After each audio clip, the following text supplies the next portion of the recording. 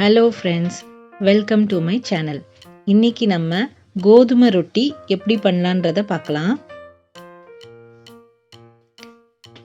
அதுக்கு நான் கோதுமை மாவு எடுத்திருக்கேன். இதில் நான் ஒரு 5 கரண்டி சின்ன கரண்டி அளவுக்கு நான் கோதுமை மாவு எடுத்திருக்கேன். ஆனியன் கொஞ்சம் எடுத்துக்கலாம்.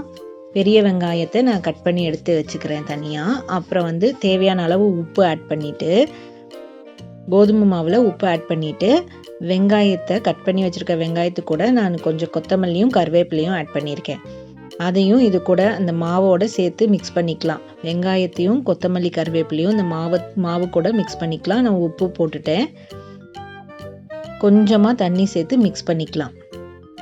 கொஞ்சமாக தண்ணி சேர்த்து மிக்ஸ் பண்ணுங்கள். அப்போ தான் உங்களுக்கு அந்த ரொட்டிக்கு தேவையான பதம் வரும். இல்லை அப்படின்னா நம்மளுக்கு ஒன்றா தோசை மாவு பதத்துக்கு வந்துடும், இல்லை நம்ம சப்பாத்தி செய்கிற பதத்துக்கு அந்த மாதிரி பண்ணக்கூடாது. ரெண்டுக்குமே மீடியமாக பண்ணணும். தோசை மாவு அளவும் இருக்கக்கூடாது, சப்பாத்தி செய்கிற அளவுக்கும் இருக்கக்கூடாது. ரெண்டுக்குமே மீடியமான அளவில் இருக்கணும். ஸோ அதனால் நம்ம கொஞ்சமாக தண்ணி ஆட் பண்ணி பிணைஞ்சிக்கலாம். நல்லா மாவை பிணைஞ்சு எடுத்துக்கிட்டு, நம்ம எப்போவுமே தோசை சப்பாத்தின்னு செய்கிறதுக்கு டிஃப்ரெண்ட்டாக இந்த மாதிரி ரொட்டியெல்லாம் செஞ்சு கொடுத்தீங்கன்னா எல்லாருமே விருப்பப்பட்டு சாப்பிடுவாங்க. பெரியவங்களும் சாப்பிடுவாங்க, சின்ன குழந்தைங்களாம் ரொம்ப விருப்பப்பட்டு சாப்பிடுவாங்க. இந்த மாதிரி டிஃப்ரெண்ட்டாக ட்ரை பண்ணி கொடுங்க.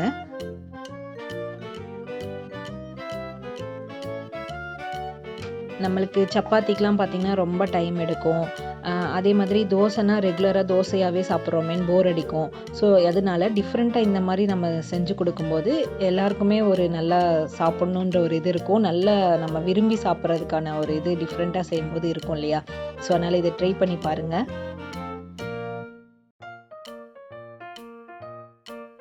நல்லா இந்த மாதிரி பிணைஞ்சு எடுத்துட்டு, இப்படி பார்த்தீங்கன்னா நம்மளுக்கு இப்படி அமுத்தி எடுக்கும்போது அந்த கேப்பில் இப்படி இந்த அளவுக்கு வரணும். அந்த மாதிரி பிணைஞ்சிக்கலாம். இப்போ நான் மேலே கொஞ்சமாக சீரகம் ஆட் பண்ணியிருக்கேன். 1 ஸ்பூன் அளவுக்கு சீரகம் ஆட் பண்ணிக்கலாம். இது கூடவே உங்களுக்கு கேரட் வேணாலும் நம்ம ஆட் பண்ணி செஞ்சுக்கலாம். கேரட்டை துருவி போட்டுக்கலாம். இது பிணைஞ்சிட்டு நான் மூடி வச்சுருக்கேன்.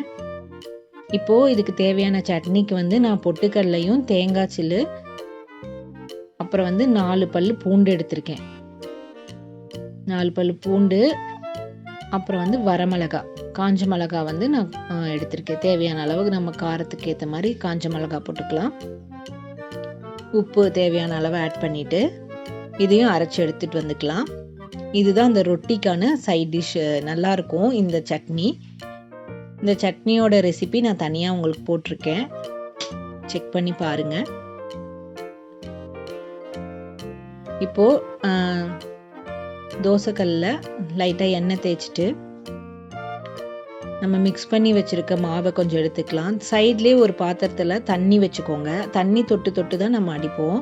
கொஞ்சமாக இப்படி பால் மாதிரி எடுத்துட்டு, இப்போ தண்ணி லைட்டாக தெளிச்சிட்டு இப்படி வச்சு தட்டினீங்கனாலே உங்களுக்கு சூடெல்லாம் கையில் ஒன்றும் ஆகாது. நம்ம தண்ணி தொட்டு பண்ணுறனால உங்களுக்கு நல்லாயிருக்கும். பாருங்க, இப்படி தண்ணி தொட்டு இப்படி நல்லா அமுக்கி விட்டிங்கனாலே நல்லா உங்களுக்கு ரொட்டி ஃபார்முக்கு ஃபார்ம் ஆகிக்கும்.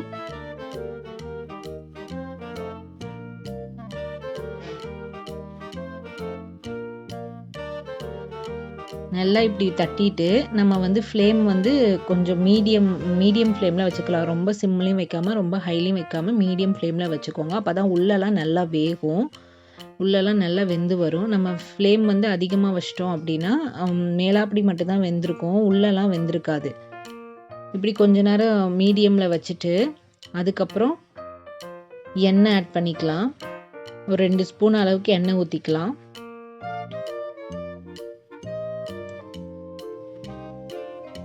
எண்ணெய் ஊற்றிட்டு இப்போ லைட்டாக நான் திருப்பி விட்டுறேன். பாருங்கள், இப்போ பாருங்கள், ஒரு பக்கம் நல்லா வெந்து வந்திருக்கு. இந்த மாதிரி தான் இருக்கும். அதே மாதிரி அந்த 2வது சைடு திருப்பி விட்டுருக்க சைட்லேயும் நம்ம மீடியம் ஃப்ளேம்லேயே வச்சு தான் இது நம்ம பண்ணணும். அப்போ தான் உங்களுக்கு நல்லா வெந்து வரும். நான் சின்ன சைஸ் பாலாக எடுத்தனால சின்னதாக போட்டிருக்கேன். உங்களுக்கு நல்லா பெரிய சைஸ் பாலாக எடுத்து பெருசாக நாங்கள் தட்டி விட்டிங்கன்னா நல்லா பெருசாகவே வரும். நல்லா 2 பக்கம் இப்படி திருப்பி திருப்பி விட்டுட்டே வரலாம். அவ்வளோதான். ஒரு 5 மினிட்ஸ் மட்டும் வச்சுட்டு எடுத்திங்கன்னா உங்களுக்கு சூப்பராக ரொட்டி ரெடி ஆகிடும். பாருங்கள் எவ்வளோ சூப்பராக வந்திருக்குன்னு. இப்போ வந்து இது கூட வந்து நான் அரைச்சி வச்சுருக்க தேங்காய் சட்னி வச்சு சாப்பிட்டு பாருங்கள். இப்போ பாருங்கள் நான் பிரித்து காமிக்கிறேன். உள்ளெல்லாம் சூப்பராக வெந்திருக்கும். அந்த ஆனியன் மாவு கூட சில டைம் வந்து நம்மளுக்கு வெளியே மட்டும் வெந்திருக்கும், உள்ளெல்லாம் வேகாத மாதிரி இருக்கும். அதனால் மீடியம் ஃப்ளேம்லேயே வச்சு பண்ணிங்கன்னா நல்லா உள்ளெல்லாம் வெந்துடும். பாருங்கள் என் பையனுக்கு எடுத்து ஊட்டுறேன். அவன் பாருங்கள் சாப்பிட்டு பார்த்துட்டு நல்லா விரும்பி சாப்பிடுவான். சூப்பராக இருக்குன்னு சொல்கிறான் பாருங்கள். இந்த ஈஸியாகவும் நம்ம பண்ணிடலாம். எப்போவுமே ஒரே மாதிரி பண்ணுறதுக்கு இந்த மாதிரி டிஃப்ரெண்ட்டாக பண்ணி கொடுங்க. தேங்க்ஸ் ஃபார் வாட்சிங்.